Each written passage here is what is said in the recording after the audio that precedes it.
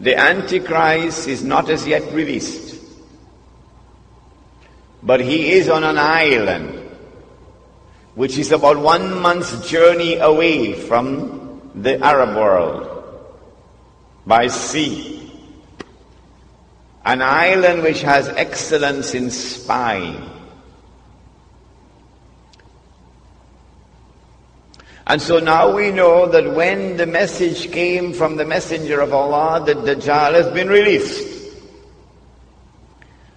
we know that it is in this island that he is going to be released.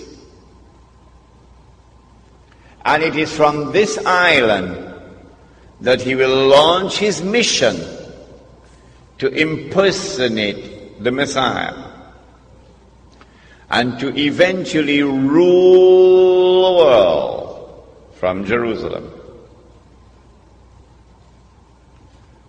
Question: which island is it?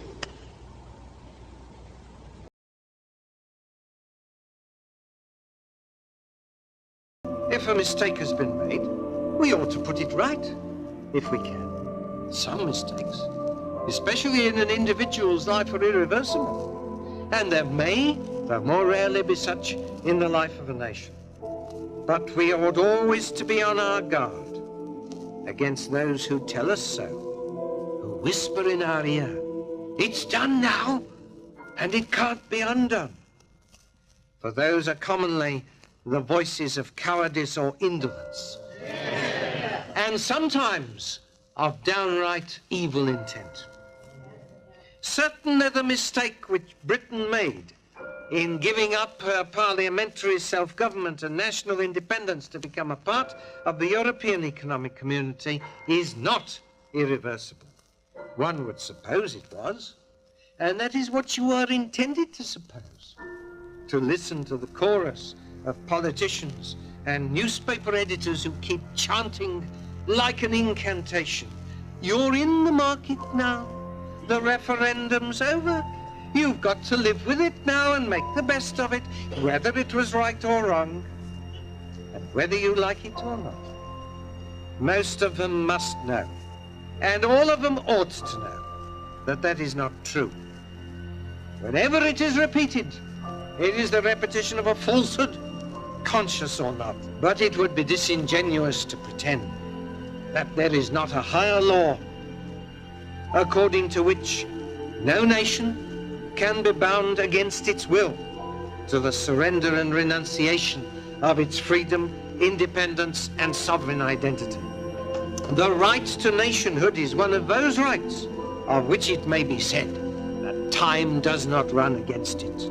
History is littered, and some of its most glorious pages are adorned with the instances of nations which reasserted and reclaimed their right to govern themselves and live under their own laws and policies, not after 5 or 10 years of eclipse, but after centuries. It is bitterly ironical that an Englishman of all people should need to argue the point at all to his countrymen. There is no superior jurisprudence which can ever say to a nation, "You shall not, or you shall no longer be the masters of your own fate."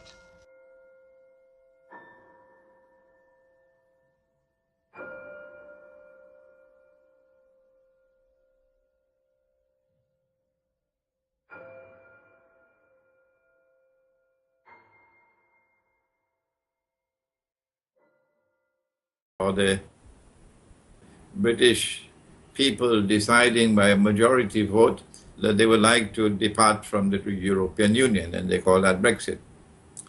I would like to restrict myself to this preliminary comments because I'm not an investigative journalist who is able to give you a report within 24 hours of an event. Rather, I'm an eschatologist, and we need time to be able to study events, to analyze the implications, and it's still too early. It is still too early for us to be able to offer more than a preliminary comment on Brexit. But I'm happy for the chance to do so because I have had lots and lots of requests from people who want to hear at least a preliminary comment from me. And my first comment is that we have to look at the subject of Brexit both in terms of micro as well as macro analysis. The micro would be the short-term implications, and in which I believe that Europe cannot allow Britain to exit. The consequences for the European Union would be perilous if Britain succeeds in departing from the Union. And so I anticipate that that the European Union will do to Britain what they did to Greece. Greece also had a referendum. I think they voted by 69%, right, in support of government policies, and a slap on the face to the European Union.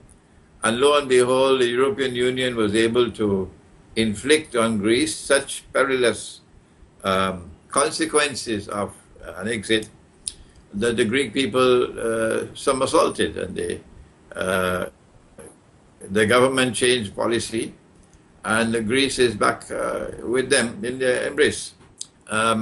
I anticipate that the same thing is possible with Britain, that the coming months are going to see the European Union doing everything they can possibly do to make it as difficult as possible for Britain, so that the British government will be able to sell to the British people, look here, the cost is going to be too great. These are the consequences of departure, and the price is too high.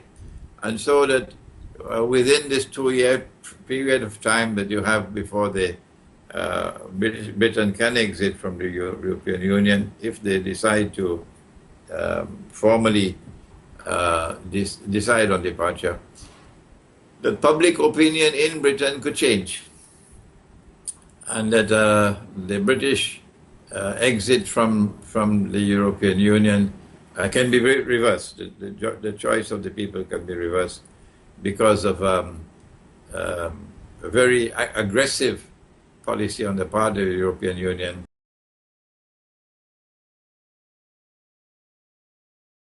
I took a taxi here today, and the taxi driver asked me what I was here for, and I explained what I was talking about, and he said, "It's blindingly obvious." He didn't quite say it like that. He said it in a rather more fruity fashion, shall we say, a rather more forthright fashion. And he said, it's blindingly obvious, basically, that the UK would suffer if it did decide to leave the European Union. I didn't disagree, because I've learned in the past that arguing with taxi drivers is a bit of a mistake. It's time to lift the arse off the sofa and bring an end to this nonsense, because otherwise we're just building our own prison cell or sitting around while someone does it. Is that sensible? I think not.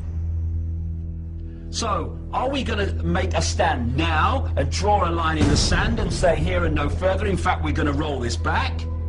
Or are we going to wait until it's got really, really extreme, by which time there'll be so much infrastructure in place that drawing a line in the sand will be a serious challenge? If you read Orwell's book, 1984, Big Brother was not focusing attention on controlling the whole of the population or monitoring the whole of the population primarily, because most of the population would just sit there and stew anyway, and were no problem to this control. But what this surveillance was targeting, and what surveillance is targeting now, are people who are challenging the system, people who are becoming aware of what's going on and having the guts to try to do something about it. I'm sick of this, and I'll tell you why I'm sick of it, because while these pathetic, naive people, despite all the evidence before them, are looking the other way, oh no, it's just paranoia. While they're doing that, they are allowing these people to impose their will on my children and my life, and I'm not having it.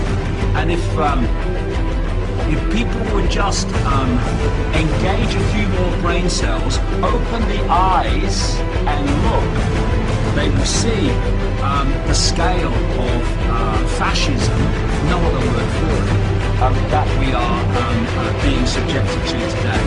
And if you don't wake up and you go on looking the other way, well, the fascism just gets more. Eventually, by then it'll be too late. Don't look to me for sympathy when it happens, mate, because you've got your chance now.